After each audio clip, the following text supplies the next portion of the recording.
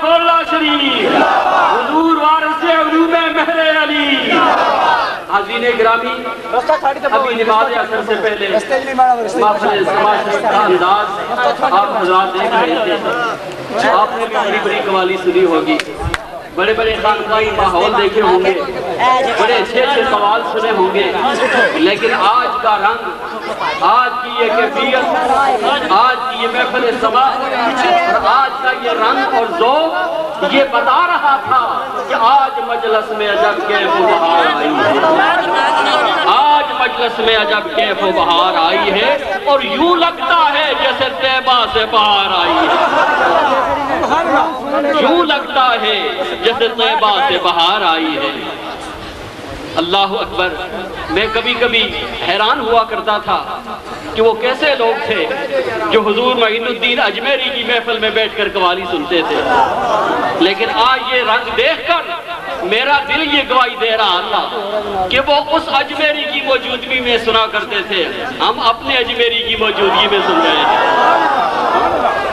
ارے تم نے نگاہوں کے تیر دیکھے نہیں، تم نے نگاہوں کا رنگ دیکھا نہیں، کسی رنگ والے کی محفل میں آ، کسی درد والے کی محفل میں آ، کسی علم والے کی محفل میں آ، نہ کسی مستی والے کی محفل میں آ۔ اللہ اکبر۔ اور یہ باتیں محض باتیں نہیں ہیں، ان کے پیچھے قرآن کی پاور موجود ہے۔ اللہ نے فرمایا یعلمہم الکتاب والحکمہ، میرے حبیب معلم کتاب ہے، حضور کتاب کے معلم ہیں، صحابہ کتاب کے متعلمین ہیں، حضور کتاب پڑھانے والے، صحابہ کتاب پڑھنے والے۔ پر کیا ہی مزے کی بات ہے، نہ کتاب حضور کے سامنے، نہ کتاب صحابہ کے سامنے ہے، نہ صحابہ نے کتاب میں دیکھ کر پڑھا ہے، نہ صحابہ نے کتاب میں دیکھ کر علم حاصل کیا، نہ رسول اللہ نے کتاب میں دیکھ کر پڑھایا۔ ماننا پڑے گا صحابہ نے جتنا علم پڑھا ہے کتاب کو دیکھ کر نہیں، رخ یار کو دیکھ کر پڑھا ہے۔ رخ یار کو دیکھ رہے ہیں، علم کے سمندر حاصل کر رہے ہیں۔ دھوریا شریف والو نصیب والے ہو، آج تم بھی رخ یار کی زیارت کر رہے ہو۔ رخ یار کی زیارت بھی کرتے جاؤ اور عشق و محبت کے موتی بھی حاصل کرتے جاؤ، اس لیے کہ رندوں کے لیے مے خانے کی ہر رسم عبادت ہوتی ہے، رندوں کے لیے مے خانے کی ہر رسم عبادت ہوتی ہے، اور دل بر کو بٹھا کر پیش نظر چہرے کی تلاوت ہوتی ہے۔ دل بر کو بٹھا کر پیش نظر چہرے کی تلاوت ہوتی ہے۔ آؤ حضور نصیر ملت کے چہرے کی تلاوت کرو۔ ہم اس چہرے کی تلاوت کرتے ہیں جس چہرے کا تعلق کسی چہرے سے ہو، جو چہرہ کسی چہرے والے سے فیض یاب ہو، اور اگر فیض یاب نہ ہو تو ایسے رنگ بنا ہی نہیں کرتے، یہ کیفیتیں پیدا ہی نہیں ہوا کرتی۔ ہماری دعا ہے اللہ رب العزت حضور نصیر ملت کو عمر دراز عطا فرمائے، عمر خضر عطا فرمائے، اور جس طرف جاتے جائیں رسول اللہ کی امت کے دلوں کو جگمگاتے رہے۔ الحمدللہ آپ نے یہاں پر رنگ دیکھا، ہم نے حضور نصیر ملت کے فیوز و برکات کا رنگ امریکہ میں دیکھا، ناروے میں دیکھا، ڈنمارک میں دیکھا، اور برطانیہ میں ایک رنگ کی ایک جھلک بتاتا ہوں۔ حضور نصیر ملت کی خدمت عالیہ میں ایک سکھ کو لے کر آیا جو فقط عام سکھ نہیں تھا بلکہ سکھ مذہب کا وہ پریسٹ تھا، ان کا وہ عالم تھا، لیکن جب حضور نصیر ملت کو دیکھا تو دیکھ کر کہنے لگا ایک وقت کے اجمیری مجھے اجازت دیں میں آپ کو سجدہ کر لوں۔ حضور نصیر ملت نے فرمایا نانا پیچھے ہٹ جا، ہمارے مذہب میں اللہ کے سوا سجدے کی اجازت نہیں۔ کہنے لگا حضور اس لیے تو میں اجازت لے رہا ہوں کہ تھوڑی دیر کے بعد میں مسلمان ہو جاؤں گا، پھر میرے لیے بھی سجدہ منع ہو جائے گا، اب مجھ پر شریعت نہیں، مجھے رج کر سجدہ کر لینے دو۔ کیا سمجھو تم حضور نصیر ملت کی نگاہوں کو؟ یہ ویسے ہی نہیں، یہ ویسے ہی نہیں ہے۔ کچھ تو ہے ساقی تیرے مے خانے میں، کچھ تو ہے ساقی تیرے میں، بلکہ کچھ تو نہیں، سب کچھ ہے ساقی تیرے میں۔ نعرہ تکبیر، نعرہ رسالت، نعرہ حیدری، نعرہ غوثیہ، حضور نصیر ملت، وارث علوم مہر علی، آستان عالیہ نواز شریف. اب دل کو تھام کر بیٹھے, نظروں کو جما کر بیٹھے, سکون اور محبت کو جما کر بیٹھے, زیارت بھی کریں اور میرے غریب نواز کی فیوزہ برکات بھی سنیں.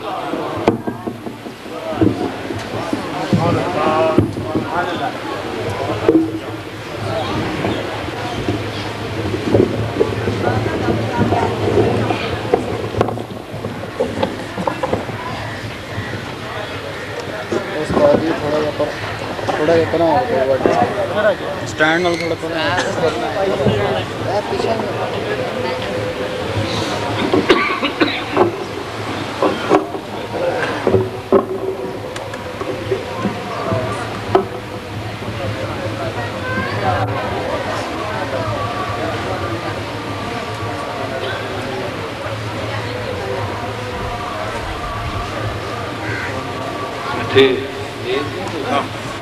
ایسا پکھیاں در تلے بچ آواز بھی نہیں مانا گلا خراب کر سکتے تھلے کر کے چکو دے تلے ایسے دور ہی رکھو.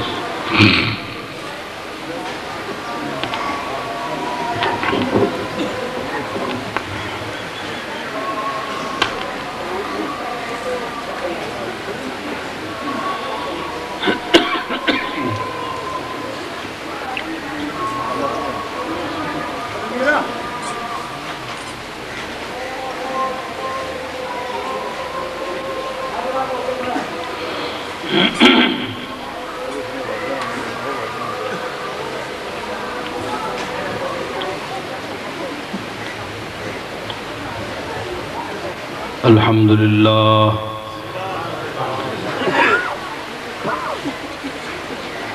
الحمدللہ وکفا وسلام علی عبادہ الذین اصطفیٰ خصوصاً علی سید ولد آدم وخاتم الانبیاء وعلى آلہ المجتبى وعلى کمل اتباعہ من الصدیقین والصالحین والشہداء. اما بعد فاعوذ باللہ من الشیطان الرجیم. بسم اللہ الرحمن الرحیم.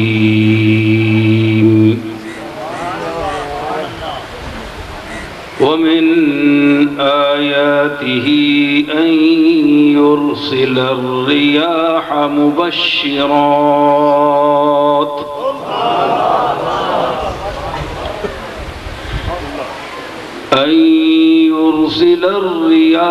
مبشرات وليذيقكم من رحمته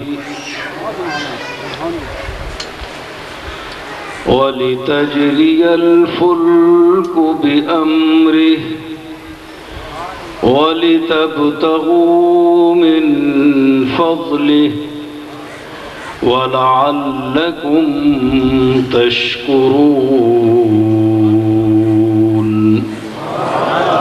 صدق الله مولانا العظيم. إن الله وملائكته يصلون على النبي يا أيها الذين آمنوا صلوا عليه وسلموا تسليما. اللهم صل على دروشی بابا دے بلند اللهم صل على محمد وعلى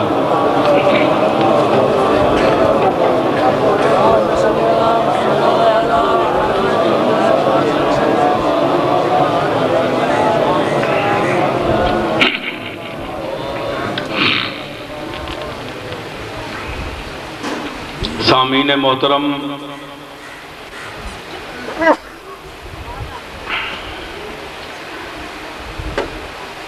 علماء گرامی قدر، یہاں کچھ چہرے اہل علم بھی نظر آ رہے ہیں مجھے، اور پھر ہمارے ساتھ بھی اسٹیج پر بھی علماء بیٹھے ہیں. محفل بظاہر اپنے اختتام کو پہنچ چکی ہے، کیونکہ آج جس انداز سے کلام پیش کیا گیا اور جس ذوق اور کیفیت سے آپ لوگوں نے سماعت کیا، میں یہ سمجھتا ہوں کہ جن لوگوں کا، جن ہستیوں کا ذکر تھا، ان لوگوں کی روحانیت کے اثرات بھی یہاں ضرور موجود تھے۔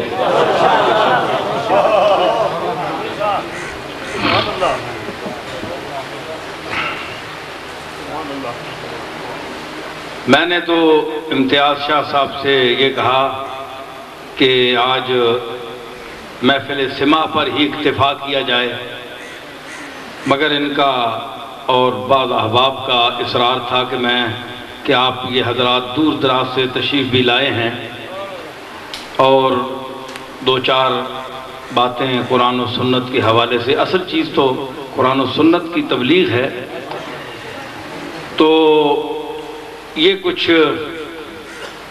ذوق کا سامان بھی کیا گیا تاکہ جو لوگ براہ راست اس پیغام کو سمجھنے سے قاصر ہیں وہ اس طرح معزوز ہو سکیں۔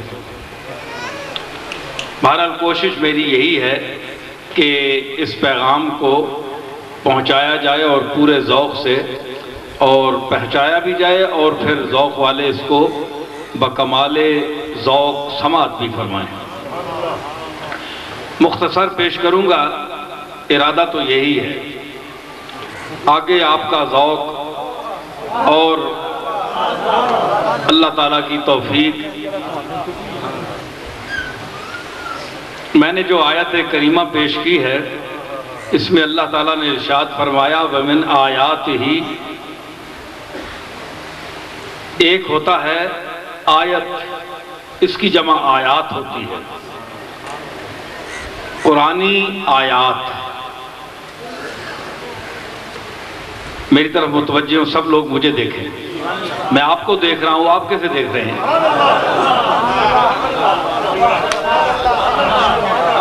میں آپ کو دیکھ رہا ہوں، آپ کسے دیکھ رہے ہیں؟ مرزا بیدل نے کہا تھا کہ جہان نظر پر رخت دوختس، ایک جہان نے تیرے چہرے پر نظر جمائی ہوئی ہے، باغ میں دنیا تجھے دیکھنے آتی ہے، تو اے گل بسوئے کے روح کردئی، اے پھول تو نے کس طرف چہرہ کیا ہوا ہے، تو کسے دیکھ رہا ہے؟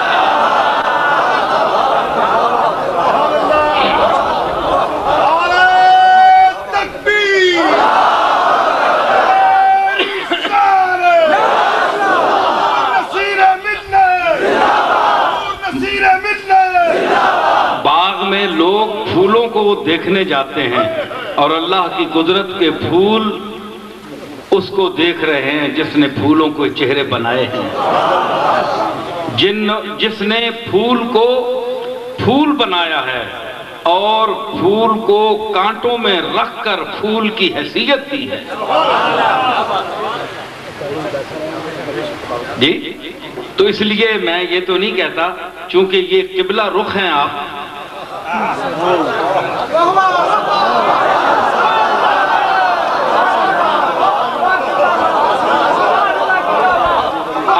اب میں یہ تو نہیں کہہ سکتا کہ آپ کسے دیکھ رہے ہیں۔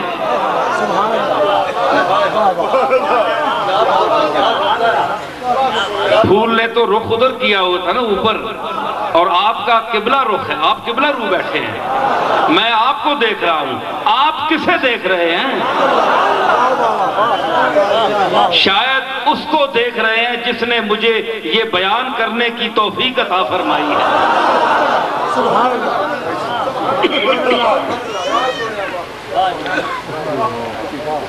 عرض کیا کہ وَمِنْ آیات ہی، ایک آیت ہے قرآنی، ایک آیت ہے جس کو کہتے ہیں نشانی،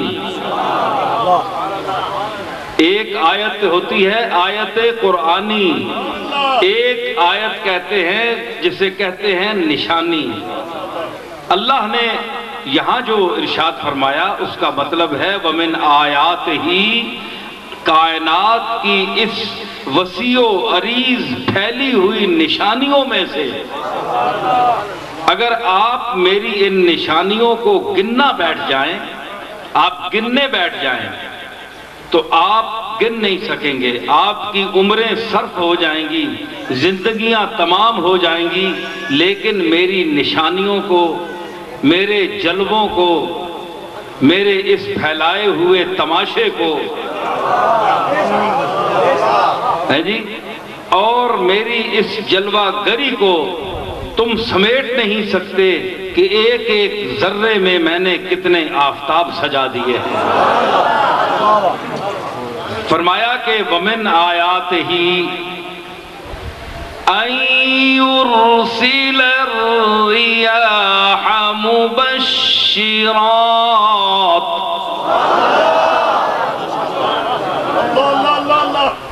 کہ وہ ہواؤں کو خوشخبری بنا کر بھیجتا ہے. بھائی ہوائیں تو ہم نے سنی ہیں، یہ خوشخبری والے ہوائیں کون سی ہیں؟ یہاں آج حضرت پیران پیر کا ذکر ہوا، بہت سے لوگ بیٹھے ہیں، ہم سب نیازمند ہیں حضرت پیران پیر کے. یہ گجرات سے ہمارے غلام غوث صاحب بیٹھے ہیں. باؤ جی بہت مہربانی فرماتے، پرانے لوگ ہیں، بہت پرانے. مجھے یاد ہے کہ میں چھوٹا سا تھا تو نئی نئی غزل میں نے کہی تھی تو یہ چادر پر آئے عرس پر، غوث پاک کے عرس پر. تو میں نے رشید فریدی وغیرہ گا رہے تھے تو میری غزل گا رہے تھے، باؤ جی بھی تھے. تو میں نے کہا اس میں غزل تھی تو یہ رو رہے تھے. اس دن سے میری ان سے سنگت ہو گئی.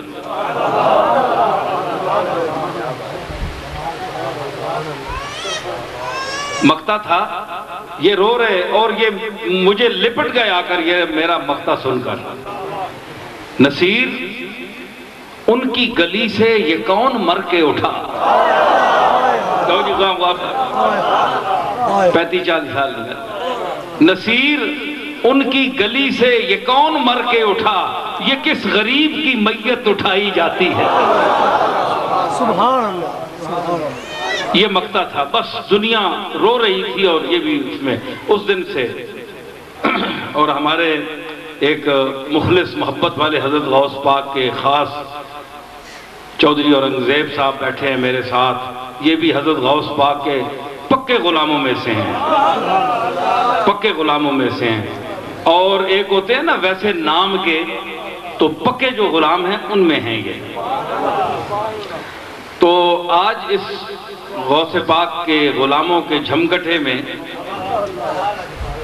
اور پھر ہمارے مقتدر صدیقی صاحب بھی بیٹھے ہیں، ان کی بھی حضرت غوث پاک سے خصوصی نسبت ہے.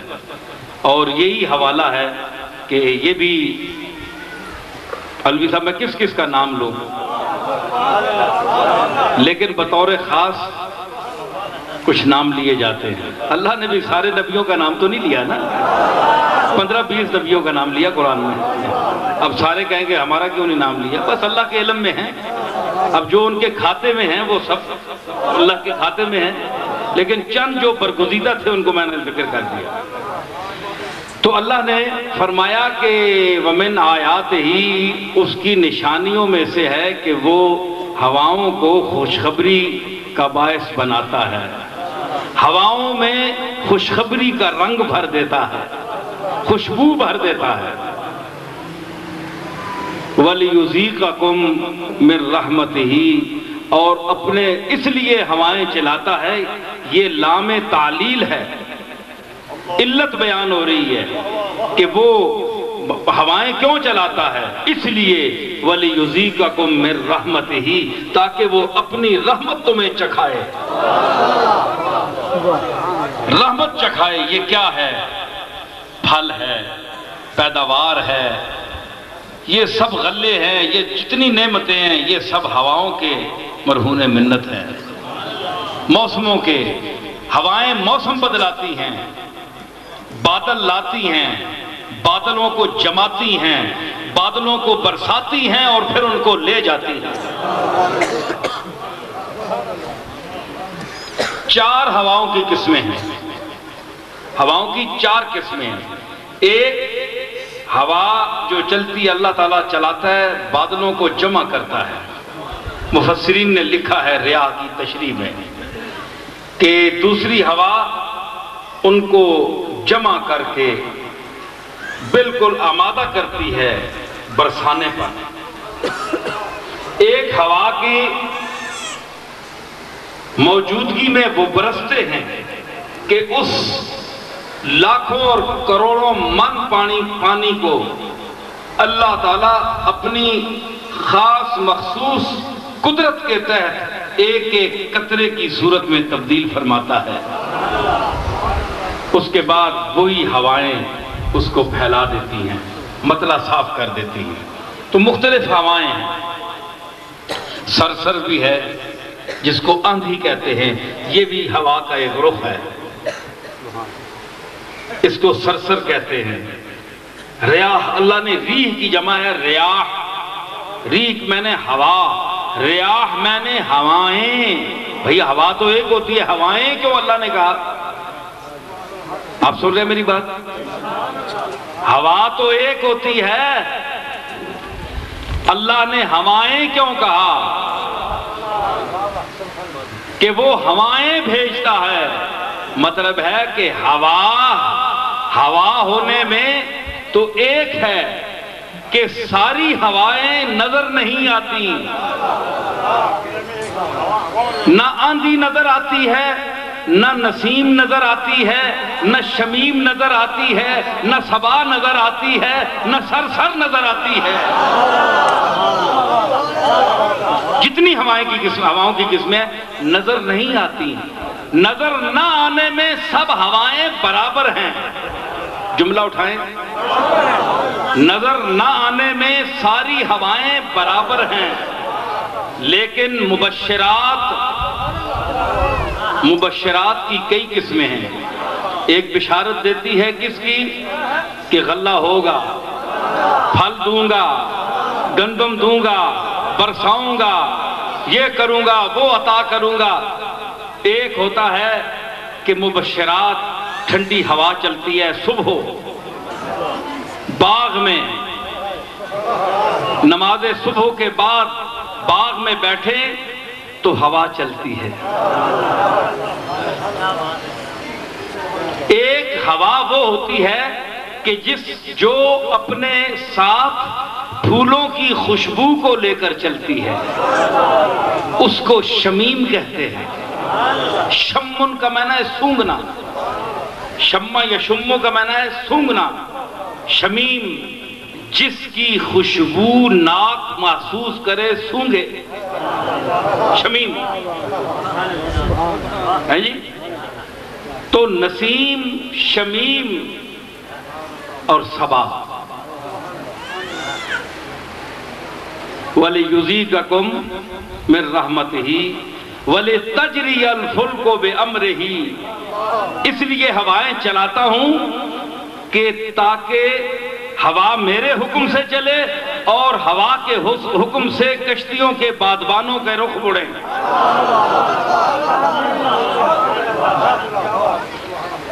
ہے جی. وَلِتَجْرِيَ الْفُلْكُ بِأَمْرِهِ، اور اس کے حکم سے کشتیاں چلیں. اب آپ کہیں اللہ نے کشتی کا ذکر فرمایا، آج تو جہاز ہے. بھائی وہ تو کشتیوں وہ کشتیاں تو پانی پر ہوتی ہیں، تو بادبان جو ہیں وہ اوپر سے ان کے رخ مڑ جاتے ہیں تو کشتی نیچے سے مڑ جاتی ہے. ہوا براہ راست کشتی کو متاثر نہیں کرتی. بادبان کے حوالے سے یہ چلتا ہے سلسلہ. تو آپ نے کہیں گے کہ آج تو جہاز تھا، اللہ نے جہاز کا ذکر نہیں کیا. تو آپ کو معلوم ہونا چاہیے کہ جہاز کی نقل جو اتاری ہے انہوں نے پرندوں سے اتاری ہے، کیونکہ جو پرندہ کھانا کھا کر اڑتا ہے تو اس کے معدے میں وہ دانے، وہ غذا موجود ہوتی ہے، پڑی ہوتی ہے. تو وہ دانوں کو، غذا کو اپنے سینے میں لے کر اڑتا ہے. تو غذا محفوظ طور پر اڑتی ہے کہ نہیں؟ اس کے ساتھ اڑتی ہے نا. اسی کی نقل اتاری ہے. اور آپ نے پرندوں کو دیکھا ہوگا کہ وہ اپنی پرواز میں مختلف جہتیں اختیار کرتے ہوئے اپنے پچھلے پر جو ہیں ان کو ہلاتے ہیں، یوں ہلاتے ہیں نا، اس سے بیلنس قائم کرتے ہیں، پھر اس سے وہ اوپر نیچے ہوتے ہیں اور اس سے پھر رخ متعین کرتے ہیں۔ اس کی نقل اتاری ہے ہوائی جہاز۔ یہ اللہ نے جو قدرتی طور پر جہاز اڑائے ہیں نا یہ پرندے اپنی قدرت سے، اس کی نقل اتاری ہے۔ تو جہاز کے اندر سینے میں آج 500 سواریاں اسی طرح بیٹھتی ہیں جس طرح اس پرندے کے اندر دانے بیٹھے ہوتے ہیں۔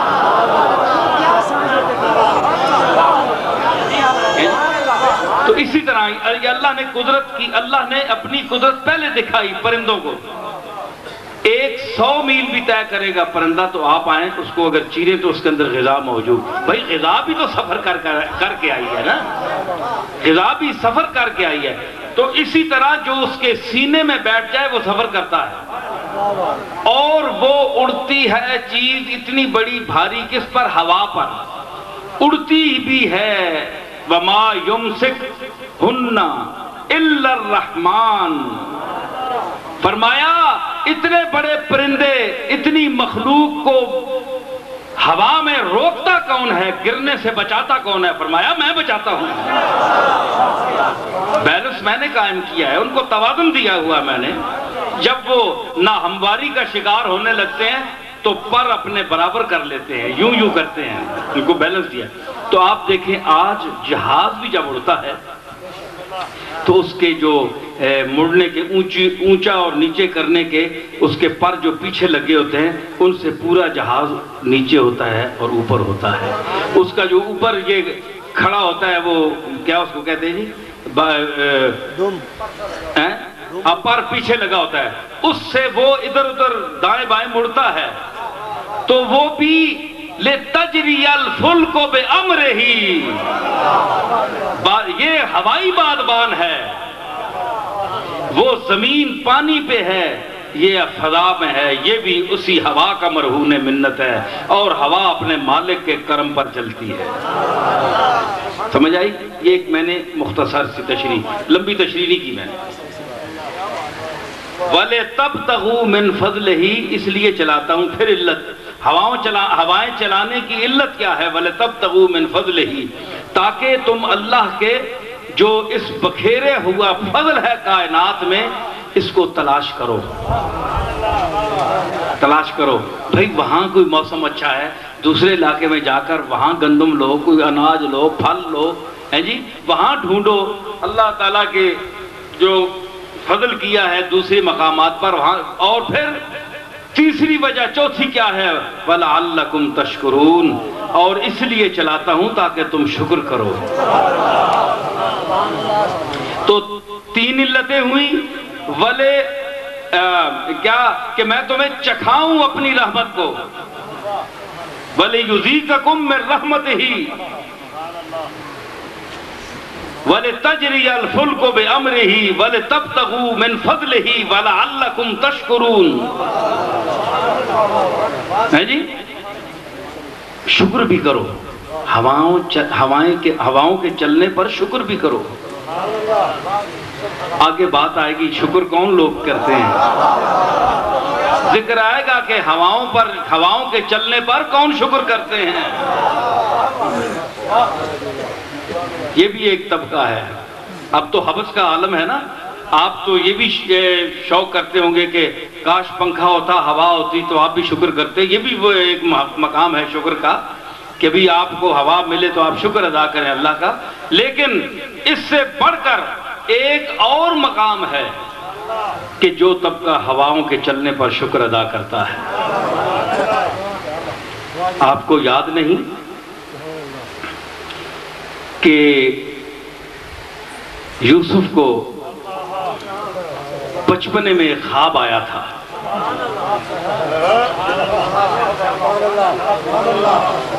ہے جی،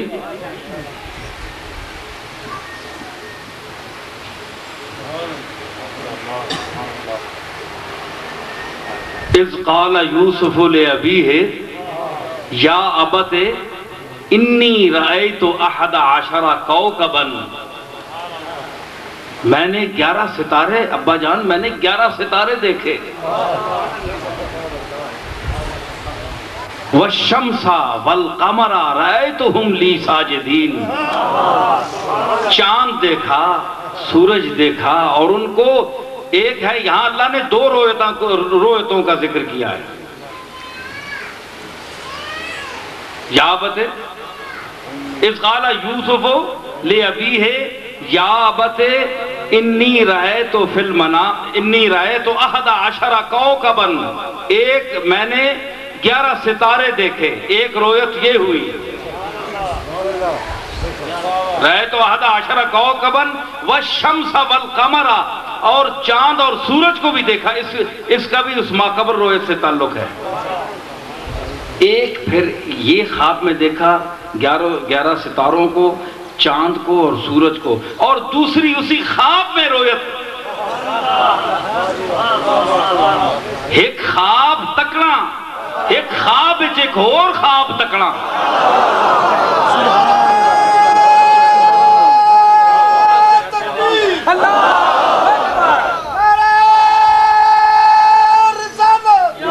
ایک خواب یہ دیکھا کہ میں نے چاند سورج کو جھکتا ہوا دیکھ رہا ہوں، سجدہ کر رہے ہیں مجھے، اور میں ایک مطلق دیکھا، اور ایک یہ دیکھا اس خواب میں ایک اور کیفیت خواب کی.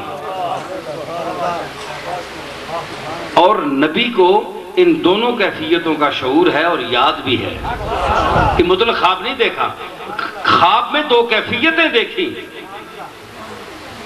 اور نبی کا خواب خیال نہیں ہوتا. تو خواب میں کیا دیکھا؟ دوسری رأیتہم لی ساجدین، میں نے ان کو دیکھا کہ وہ میری طرف سجدہ کر رہے ہیں، مجھے سجدہ کر رہے ہیں.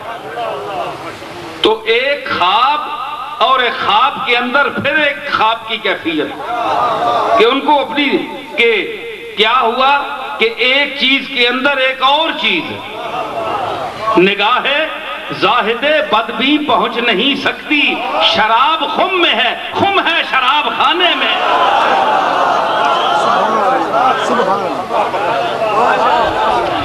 مٹکا پہ ہے شراب خانے وچ تے شراب پہ یہ مٹکے وچ، ہون زاہد دی نظر کنج پہنچے. تو 2 چیزیں ہیں، رأیتہم لی ساجدین. آگے قصہ ہے سارا، حسد تھا. میں آؤں گا مبشرات کی طرف.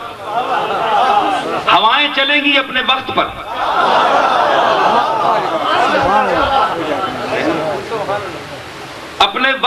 اپنے وقت پر چلے گی ہوا. تو کیا ہوا؟ اذ قالوا لیوسف واخوہ احب الی ابینا منا ونحن عصبہ. کہا کہ یہ یوسف جو ہے، اس کا بھائی بنیامین جو ہے، یہ ہماری نسبت باپ کے زیادہ محبوب ہیں. یعقوب علیہ السلام ان سے زیادہ محبت کرتے ہیں دونوں سے. وَنَحْنُ عُصْبَةٌ، ہم پورا جتھا ہیں، 10 بھائی ہیں، یہ 2 بھائی ہمیں لے ڈوبے. اِنَّا أَبَانَا لَفِي ضَلَالٍ مُبِينٍ، ہمارا باپ تو کھلی گمراہی میں ہے، ان کی محبت میں پھنسا ہوا ہے. گمراہی سے مراد محبت کی ہے. اقتلوا یوسف او اطرحوہ ارضا یخل لکم وجہ ابیکم، اس کو قتل کر دو تاکہ یہ چہرہ ہٹ جائے تو تمہارے باپ کو تمہارے ساتھ خلوت میں کھلا ملنا مل جائے گا. یہ دونوں راستے سے ہٹ جائیں گے، خصوصاً یوسف یہ ہٹ جائے گا راستے سے. وجہ ابیکم وتکونوا من بعدہ قوما صالحین، اور اس کے بعد تم اچھے بھلے مانس لوگوں میں شمار ہو گئے. باپ تمہاری طرف براہ راست محبت کرے گا، توجہ کرے گا. یہ کانٹا ہے راہ کا، اس کو ہٹا دو. ہے جی. قال قائل منہم، ایک بھائی نے کہا لا تقتلوا یوسف، ارے بھائی حسد اپنی جگہ، لیکن اس بیچارے کو اللہ نے جان دی ہے، مارو تو نہیں۔ لا تک کیا اس کے مارنے کی علت اس کا یوسف ہونا ہے؟ کیا جسے اللہ یوسف بنا دے اس کو مار دیا جاتا ہے؟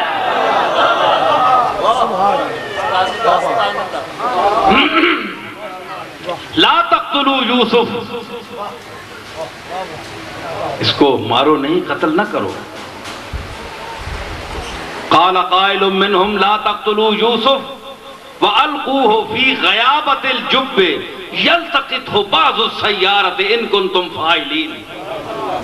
اس کو اندھے کنویں میں پھینک دو، کوئی قافلہ آئے گا اس کو اپنے ساتھ لگا کر اٹھا کر لے جائے گا۔ اگر تم نے کرنے پر یہ تل ہی گئے ہو تو اندھے کنویں میں پھینک دو اسے۔ خیر سارا آگے مسئلہ چلا، میں چل رہا ہوں آگے۔ تو جب یوسف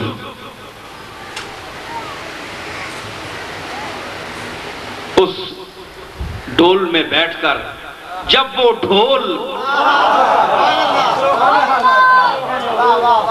جب وہ یعقوب کا ڈھول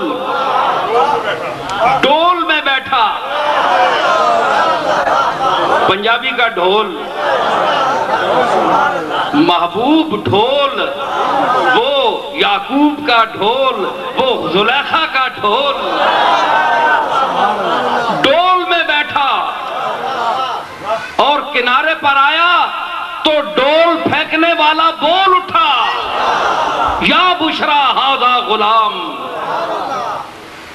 ارے خوشخبری ہو، اتنا حسین چہرہ، میں نے پانی لانے کے لیے ڈول پھینکا، یہ تو ڈھول باہر آ گیا۔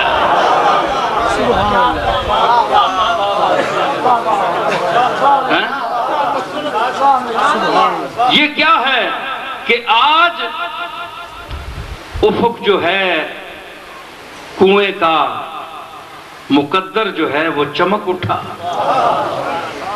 کہ ماہ کنعانی یہاں سے طلوع ہوا۔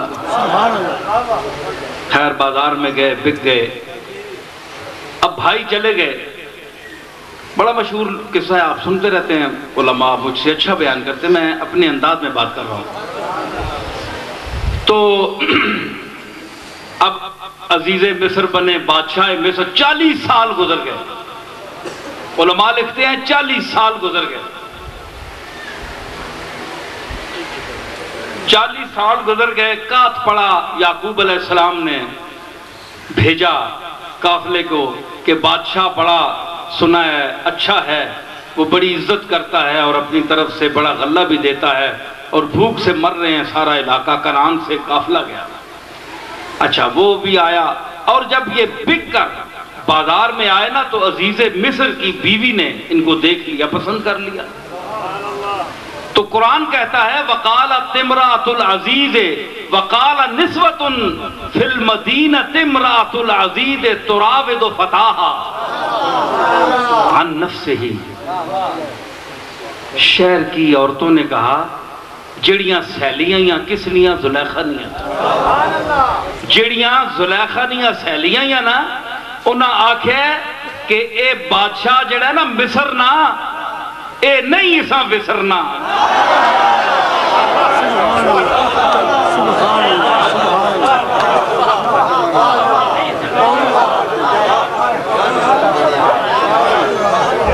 اے جڑا مصر نا بادشاہ ہے، اس نے جڑی بیوی ہے نا، اے تراود فتاہا عن نفسہ، اے جڑا لڑکا اے لے کے آئیے نا، اساں اپنی طبیعت تو پھسلانی ہے، اے جس طبیعت نہ ہے اس تو ہٹانی ہے سا، تراود فتاہا عن نفسہ، پھسلاتی ہے اس کو۔ قد شغفہا حبا، اور اس کی محبت نے اسے اندھا کر دیا ہے، حیرت زدہ کر دیا ہے۔ انا لنراہا فی ضلال مبین، اس کو تو ہم کھلی گمراہی میں دیکھتی ہیں، یہ پھٹک گئی ہے، ایک لڑکا کیا لائی ہے، اس پر اس کو دل دے بیٹھی ہے۔ قرآن کہتا ہے فَلَمَّا سَمِعَتْ بِمَكْرِهِنَّ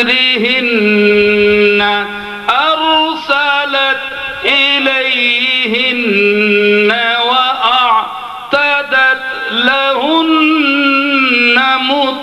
متکئا.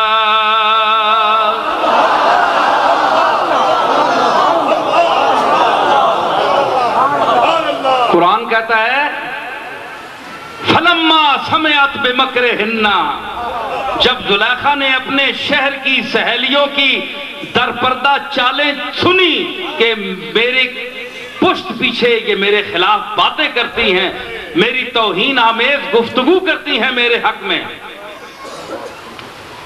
ارسلت الیہن، ان کی طرف اپنا پیغام بھیجا، وَأَعْتَدَتْ لَهُنَّ مُتَّكَأً، اور ان کے لیے تکیے لگائے، تکیے لگائے، وَآتَتْ كُلَّ وَاحِدَةٍ مِّنْهُنَّ سِكِّينًا.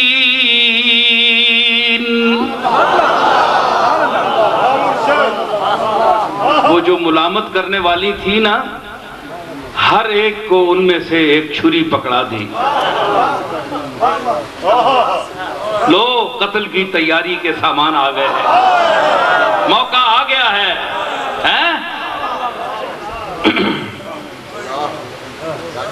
آج ذرا ذوق کی محفل تھی تو ہم نے بھی احسن القصص سے ذکر شروع کیا.